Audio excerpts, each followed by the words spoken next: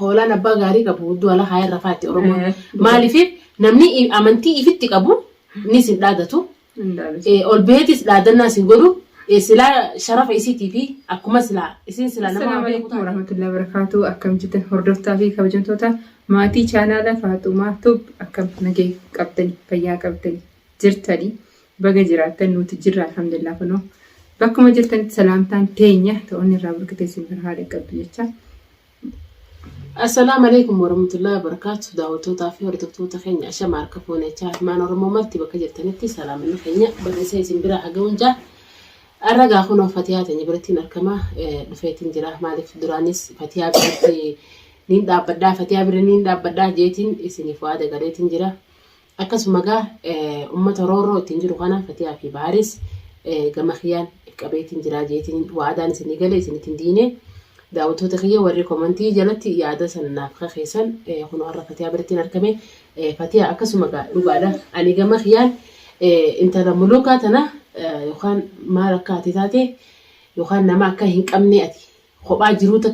jirtu takka silaalte tarkaanfii isin sirra fudhachaa jirtu kun hedduu takka nama hunda gaddisiise gama khiyaan sibiraan dhaabbadhaan sibiraan jira muluka asumaanoo dhaamsaan siif godha anummaan tun viidiyoo yoo kalees laalte siif gala ture anumaatu mana Fatiyaa si fiduu ta'a caccabsee yoo na caccabsee mana kana sin fidin arkuuf teessa muluka. Dhugaa kayti mulukaan aslan namni sodaatan bakkuma taa'ee nama dhaalachaa oola. Mulukaan akkatti beeytutti ani mana sii dhaqeetin isii dhabnaa ilmoo sii fidee dhufe yeroo dheeraaf torbaan sadii san oolii mucaan na bira taa'u ture. Nama ilmoo haajaan qabne ilmoo sii kaatee na bira dhufteen barbaaddanne. Akka dhufeen barbaadne sheektichi mana baariin dhaqinnaan jeen. Isaan waama sirrii fi sharrii malee waan biraa warra beeku miti. Ani mulukaan silaa karaa gabaabduudha. Karaa gabaabaa garteen lolaaf. Nama daayireetiin adda futaate irraalee sodaan qabu. Garuu nama sharrii fi siiriin maramee sammalee nama waan biraan beekne saniin nama dhamaasuu deemu tan akkaataa wajjin loltu si dhiba. Ani silaa lolan daayireetiin adda dhufte nan dhiibdu mulukaan garuu arrablee ani rabbiin tokkoladde ani sodaa isin qabu sodaa waan isin naanneessitu kana isin qabu tokkannaan Allah rabbii kiyya tokkoladde mana sillee dhaqeete ilmoo sillee akkasumatti hin deebisee fi guyyaa ilmoo deebiseef san harakaata iddoo goote garuu ani yeroo sanis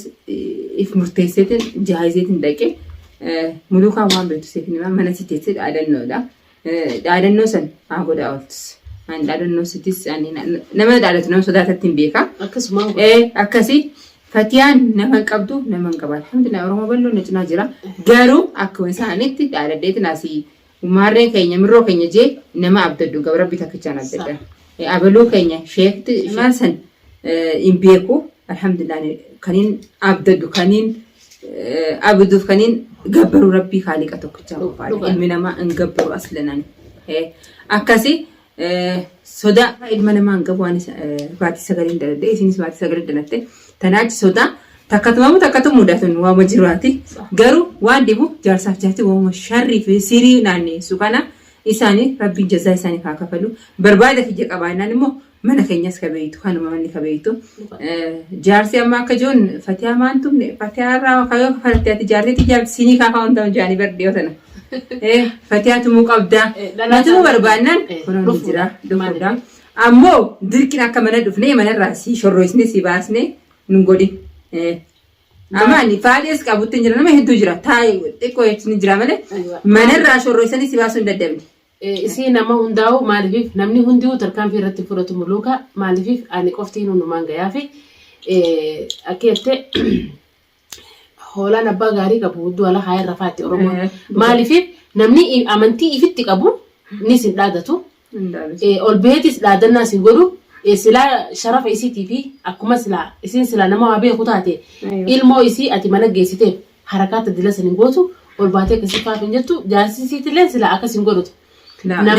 Nama kabajaa beeku sabba isaan bar nama sammuu qabu miti isaan sammuun yaadan garaa yaadu jiranii jaarsaaf jaartis madda karaa waraabamti jettee Oromoon isaan wama akka tokkotti sallachuu ani silaama nan dhibdu akka jaarsi amma engata yoo ati Fatiyaan tumne sinii kanuma jaan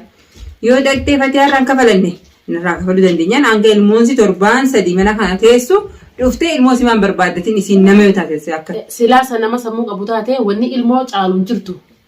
yoo wareegama lubbuu sitti kafaltelle wareegama san kafalte ilmoo isii san sheekiin deemee jira akkamiin deemti sheeka qaalii sheeka isaanii goote isin wanni isaan gabbaran isaan waan saniitu isii hidhu jira astaghfirullah garuu nuti ilma namaa waan gabbaru hin qabnu siifi warra isin gabbaru jirtan namicha keessan saniis guyyaa takka ni baatanii inshallah isaan hundinuu warri shirkiyyaatanii fi siiriyyaatan hundi keessan lafatti haftanii la isin guddoon isii daawisi isii irraa dalaguu qabna amma mulukaan ammoo mulukaan dirqama hidhaa dhaabbataas as hidhaa dhaabbataas kaa'uun qaba mulukaa hidhaa dhaabbataa san garteeni as si fideetiin anummaan mana kee dhufee si fuudheetiin siifillee dhaadadhu asitti maaliif nama ol baanii namaaf hin dhaadatan yoo dhaadatanii akka itti finnuudhaan nima finna akka itti finnuufu daawwattoota gaa ani taniin isiniif qabu waada meeqa galtee fatiyaa bilaas waada inni dhaqettee galtee jettee jedhanii waada keessan hin diigu akkasuma gaa guyyuma isiin mana kan dhuftee viidiyoo irra waraabee arkuuf teessanii wanni isaan fidanii jirtu shirkiin teessanii fi siiriin teessanis isinuma irratti hafti laakiin guddaan keenya gammachuun guyyaan muluukaa as fidee muluukaa irraa hawaalaati dawaa fi waan gootuun kanaa fi maallaqa namarraa hawaalaa buustee ummata sheekaa fi shirkii keetiin naggaddu kanaa fi ka ummata hidhaa baasteen namarraa wali qabdee kana gaafati baastu ni baaftaa guyyaa mana baar dhuftee hidhaa seentee baasuu teessa yookaan barbaree yookaan bishaan saana si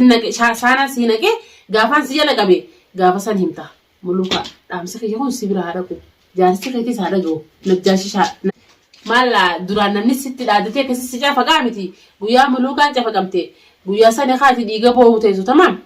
maal yoo hangaati fatiyaa irraa kafalatutti jaartii tiyyan taane ta'e dhaadataa miti dhiirtii ol baatee tuun dhaadattua kolkolee ta'e bira guurii akka gaafa baariif dhaadattu sanitti mukaa fi jinnii bira guurtu san bira guuriisis haalubbuu sii baraartuwa wanni keessan namni kan gabbaruu rabbi qoftiidha humniti tiyeetis muka sitaaraatii fi shaffaaxaadha isis kolkolee san guurii fi bira kaa'ee humna teessan humniti teessan lamaanuu isin lachuutu muka keessanii fi muka sitaaraatii fi shaffaaxaa fi jinni cufa bira guuriiti akka gaafa kana kasin lolaa qophoote san sitaaraa jala wali qabadhuuti muluukaan lubbuu siitiin feetu hangana dhufu takkatti waan si baraaru bira qopheessi muluukaa dhaamsi kiyya kana kanii muluukaa fi najjaashii qabu. Muluukaa inni akkana jiru kana bar daayitee fatiyaa irraa maaliif hin kabalanne ka jiru kan gadda fatiyaan kophaasi mana si daayitee guyyaa sammaan kafalati. Silaa dalaa taate yeroo micaa ol dabarsitee dinqisiitiin barbaada dhageen miila kiyyaan hin dhageen mana si silaa guyyaa sanii mana kiyya jettee hojjete kootullee gabbaanaa jeehin ture yoo mana kiyyallee jettee xiqqoo qaanfattee sanuu yoo qaanfatte nama qaanyii beekullee miti gabbaanallee hin jeeni nama amma ol dhaalatuuf kana maaliif irraan kafalatiin joosan fatiyaan miilasti mana si daayitee waan takka illee godhuu hin dandeessu namni nyaatee dhugee bulu jira muluukaan fatiyaa waa gootus hin qabdu garuu haqqa malee waan ta'e dhugaadha haqqaan namatuma ani haqqa malee deemutti hin jiru isii ta haqqa malee deemuu jirtu isii fi jaarsasii akkasii wal faamu teenyaa muluukaa oomaa inshaallah bakkee jaarsasii taa'ee hidhamee san isin teessee hidhamee uummata kanaaf rammata gootuu na dhibee isaan dila kana sirratti harkaan fi fudhatu jiru guyyuma eeqaniin dhagajeetiin maaliif ani fiidiyoo mareetiin isii fiidiyoo irratti maraa'u dhimma keessaan qabu muluukaa. Muluukaa fiidiyoo irratti maraa dhimma keessaan qabu. Ani amma waa'ee muluukaa haasawus hin barbaadu ol bahee waan hin godhu hin barbaada malee haasawuu gadhabu garuu ifiif si tuttuqanii hin teessee manatti jechaan arra viidiyoon dhiistu namarraa an tuffadhee ituma taffadhee dhiistu jechi takka si buqeetee ol baatee dubbachuu barbaadda. Maaliif uummata kana bara hangumaati ilaa yoom yaanii kana yaaddaa fi faneesiitti dhaynaa fi viidiyoo irratti waraabuu. Mana si dhaynaa kanas tidisi amma ka mana si dhaqu mana si hojii dhayna ka mana si dhaqu manni si wayii. Amma silaa guyyaa san waan hin taane sirra dalaganiillee qaxxitaa kophaa deemtee dhaqee. Kophaan deemee muluukaan san waan fidduu haa fidduu jeetiin dhaqe. Amma sanii waan fide amma kasanii achi aanaa san eegaan kutee booda jaarsi baanaan fatiyaa tan akkamitti hudhabdee koo gana hojii tumtaati kootti hojii yoo feete yookaan siifin dhufa manuma sanitti si dhufa siifi jaartiin ta'e tumtan yeroo san nadhicha nadhoodha infifuu dhalaadha dhalaa'uun geessuwaati muluukaa olii gassi qaqqabaati. Najjaash anumaatu dhufa na beektaasi gaa'e anumaatu dhufa fatiyaa keessaa hubaasiiti duraanis fatiyaan namaafis ni dhaabbatti dafteetis daangaa namatti hin darbitu ni beeytanii mana isiitis ni dhaqaa jeetiin osoo viidiyoo marreef fatiyaan dhorkitee turte anumaatu dhufuu taamee fatiyaa keessumaa dhaabiti guyyuma fatiyaan tanuma namni iftee deemu waan takkaan kan taanes ni beeka. Amantii namni fi qabu namaas hin barbaadu. Amantii si fi qabaachuu fi kophaa mana keessan dhufte eegee isin mana dhufte booda dhimma dila kana cufa koo baatee kan dhalaa soote ati isaa baa'u seenneeti khalaas keessumaa dhalaa hojii beekaa malee yeroo hojii ni beeku duraan dhalaan isa tumuu barte inni harkuma dhalaa waa ta'uu deema ififuna dhalaa barkuu dhalaa fi najaashi isaa baa'u naqin isaa ichumatti alaati alaa jimmu mataa ani amma kana jaashtu fadhee dhiisatin isii daa'u haati guttoon shuguhamee qabaadhattee kateessu mulukaa daa'u koliga dofti sanille oliga koftu mulukaadha namni biraan jaras namni ofu jiru isi ani amma dhimma isirraa hiiqaa najaashni dhiise war najaash dhiise isii daa'u kan waa hunda iccitii hunda quba qabdus mulukaadha mulukaa inshaallah amma ni hunjennu waan jennu guyyima viidiyoo isinii gadhiisni qofaa eeggadha sanuma taati daawwattoota keenya gaa qophiin irra qabannee dhufne tanuma taati maaliif quuqamaa fi qawaamee qaatitu fatiyaa biratti sakkaan deebi'u na godhe viidiyoo sakkaan maru na godhe akkasuma gaafalallee viidiyoo mareetiin ture ilaaltanii jettanii maaliif fi deddeebii keessa dhagaan haada mureejan maaliif deebitee dhaadattaa faaxumaa jechuun keessanillee lolamu guyyumaan qaamaan waan kana irra gee arkuteessanii akkasuma gaa garuu ani namatti illee hin jarjaru obsinis gizee namarra